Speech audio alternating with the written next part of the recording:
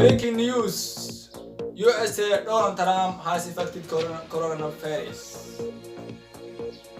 Breaking news. USA President Donald Trump has announced on Twitter that he and his wife have been diagnosed with COVID-19. Up to news that President Donald Trump and First Lady Melania Trump have both tested positive for COVID-19. President Trump made the announcement at nearly 1 a.m. this morning on Twitter, saying they'll begin their quarantine immediately and get through this together.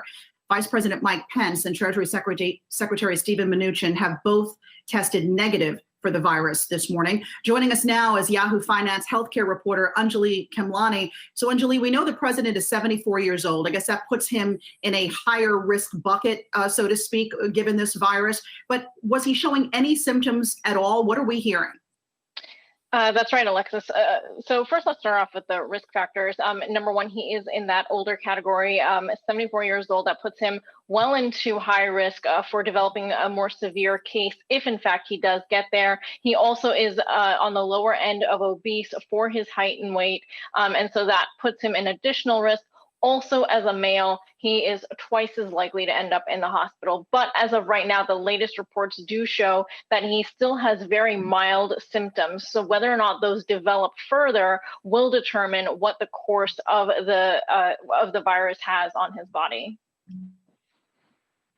Anjali, of course, the president is going to get the very best treatment, but remind viewers what treatments are out there for COVID. How do you go about this?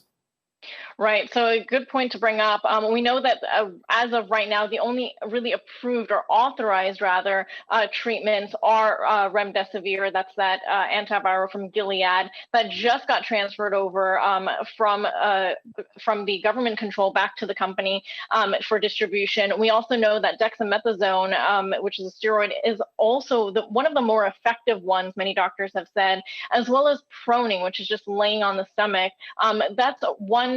Those are sort of the most common treatment options for anyone who ends up in the hospital and ways to keep people off ventilators. We do also know that there are clinical trials of antibody therapies going on. Whether or not the doctors who are caring for him would take the risk of putting him on those and enrolling him in the trial, some say that's very unlikely. But the question is still out there.